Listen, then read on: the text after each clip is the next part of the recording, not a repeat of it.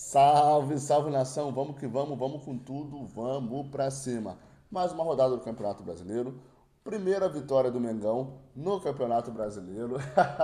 E o Felipe Luiz reclama muito do desgaste dos jogadores, entre outros assuntos, aqui agora no canal, bem posicionado. A super polêmica do Palmeiras com relação ao pênalti, que pênalti mandrake. Pela segunda vez no ano, o Palmeiras é super, ultra, mega ajudado pela arbitragem.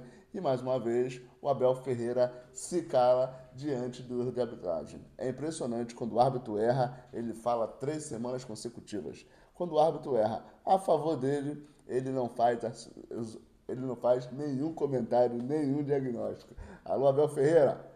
Meu parceiro, Papai do Céu tá contigo, hein? Porque a vitória de ontem põe na conta dele. A arbitragem errou feio. Vou trazer também aqui a tabela do Campeonato Brasileiro, os próximos passos do Flamengo nessa semana, que joga contra a Libertadores, tudo isso e muito mais. Mas antes de mais nada, não esquece aquele like que ajuda muito o nosso trabalho. Para você que não é inscrito, inscreva-se, não paga absolutamente nada e você vai ficar por dentro de tudo que acontece no mais querido e, é claro, uma pitadinha do futebol como um todo, beleza? Vamos dar uma olhadinha aqui nas partidas de ontem. A última partida do domingo foi Santos e Bahia, que terminou 2-2, jogo maneiro, jogo cheio de gols, mas um pontinho para cada lado. O Sport Recife perdeu para o Palmeiras por 2-1, com um pênalti super polêmico, e o Flamengo venceu o Vitória fora de casa por 2-1. É impressionante como o fator casa tem sido determinante nessas primeiras rodadas do Campeonato Brasileiro. Rara são essas equipes que conseguem pontuar fora de casa. No caso, o Bahia arrancou um pontinho do Santos ali, e somente o Flamengo e o Palmeiras conseguiram vencer. Então, meu parceiro, fora de casa, tá fácil de apostar. Ou Flamengo ou Palmeiras. Agora, o Mirassol e o Fortaleza ficou no 1-1. O Fluminense, com seu novo técnico, conseguiu vencer o Red Bull Bragantino por 2-1. O Internacional, que encarou o Cruzeiro do Gabigol, venceu por 3-0. Foi uma festa lá no Sul, hein?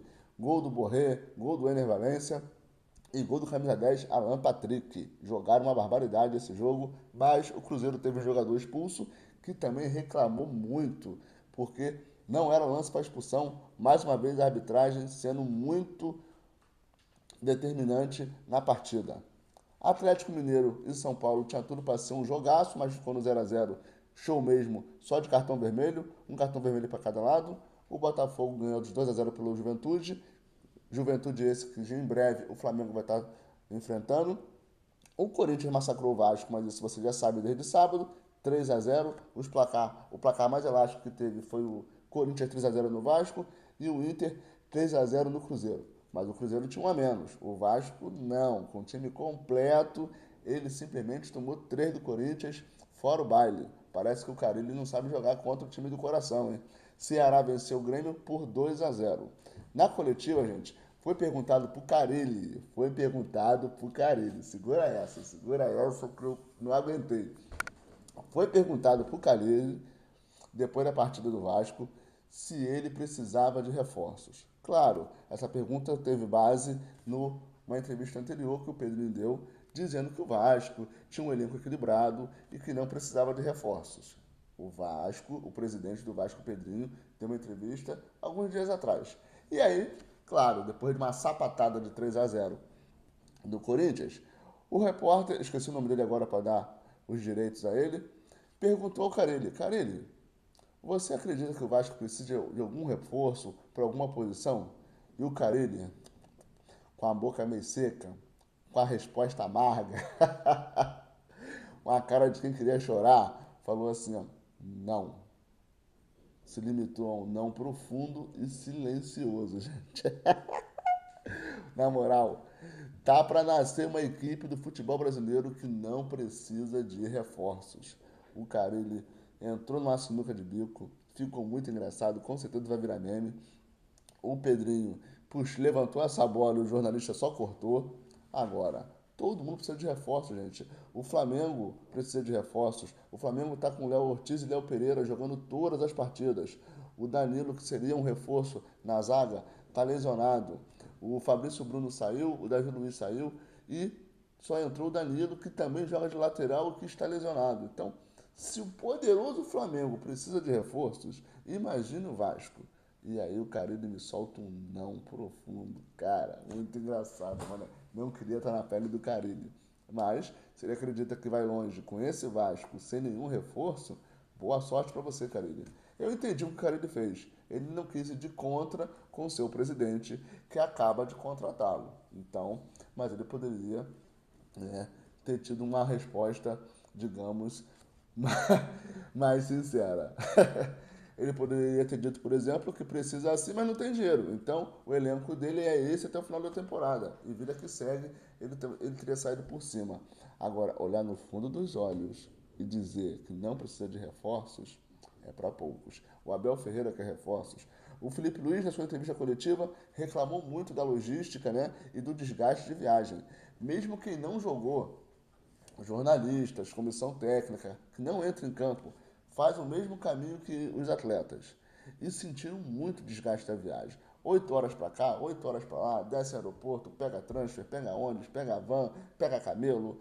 Então, tudo isso impactou na partida de ontem do Flamengo. Os jogadores estavam sempre com um delay ali de 1, 2 segundos, o que permitia que o Vitória conseguisse fazer algumas jogadas.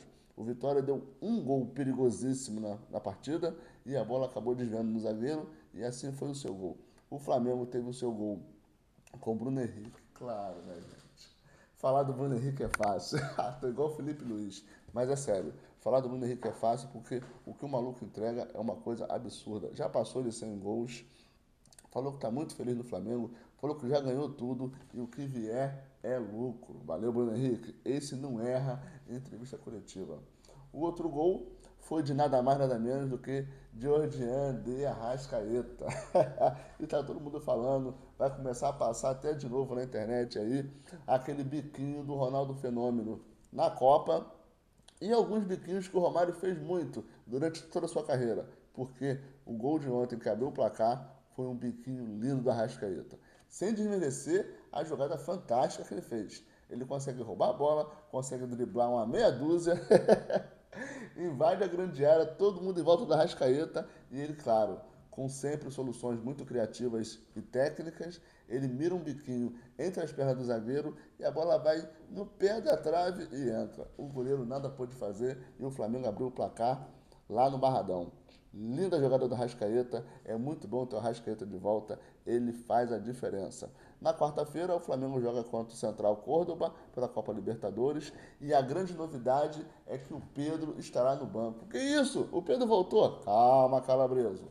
O Pedro voltou sim, mas ainda precisa de ritmo de jogo, precisa de alguns minutos contra o Córdoba, e aí sim ele vai voltando aos poucos. Pode ser 5 minutos, pode ser 10, pode ser 15. O fato é que o Pedro já recebeu alta, já treina com o elenco, não estava viajando, né? Porque é muito desgastante, mas agora que o jogo é no Maracanã, ele vai estar junto do elenco e já vai estar lá sentadinho no banco de reservas. Eu já entendi tudo. Maracanã lotado, Libertadores, Flamengo ganhando por 3-4-0. E aí faz o quê? Bota o Pedro. O Pedro está precisando de um jogo assim, onde o Flamengo basicamente não precisa dele para vencer ou para fazer algum resultado. Aí ele entra, é aplaudido pela torcida, a torcida grita Pedro. Ele tá doido para fazer a reverência para a torcida e esse encontro está marcado às 21h30, Maracanã, quarta-feira, o retorno do Pedro. Vem comigo que você vai ficar por dentro de tudo que acontece aqui no Mengão e mais algumas informações do Campeonato Brasileiro como um todo. A gente simplesmente está na segunda rodada do Campeonato Brasileiro e não tem nenhum time com 100% de aproveitamento. Quem tem mais tem 4 pontos. Olha que são uma renca. Corinthians tem 4 pontos, Internacional tem 4 pontos, Ceará tem 4 pontos, Fortaleza 4 pontos, Botafogo 4 pontos, Flamengo 4 pontos e Palmeiras 4 pontos. Olha, não acho que esses 7 vão disputar o título. Não acho, não acho, não acho. Mas garanto que o campeão está no meio desses 7, porque são os times mais consistentes, melhor estruturado, muito bem treinado, como Fortaleza, o Ceará. O Ceará do Pedro Raul, esquecido no Corinthians, está voando no Ceará, fazendo um gol atrás do outro. O Corinthians com a dupla Yuri Alberto, Memphis Depay, também estão um espetáculo. Ainda não tem artilheiro, Os artilheiros do momento é o Gabriel Tailari, do Juventude, e o próprio Pedro Raul, que eu acabei de citar, com 2 gols cada. O restante só tem um golzinho, o Bruno Henrique fez o primeiro, Juninho também está tentando fazer o dele. Mas por hoje é só. Espero que você tenha gostado aqui do vídeo. Se não for inscrito, inscreva-se. Se você ainda não curtiu, curte o vídeo aí, dá aquela moral. Se quiser fazer algum comentário aqui, alguma crítica, algum elogio, fique à vontade. Os comentários é de vocês. Tamo junto e até a próxima. Tchau, tchau, pessoal.